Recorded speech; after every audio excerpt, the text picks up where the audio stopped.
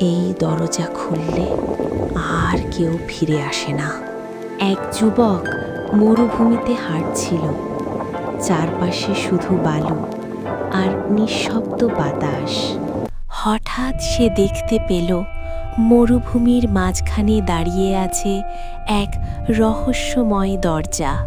দরজায় লেখা ছিল, সত্য জানতে চাইলে ঢুকো।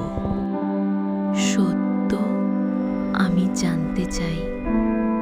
ভেতরে ঢুকে সে যা দেখল তা ছিল তার নিজের কবর। এটা আমার নাম? ভয়ে সে পিছনে তাকালো। দরজার লেখাটা বদলে গেছে। সব সত্য জানার দরকার নেই। কিছু রহস্য না জানাই শান্তি।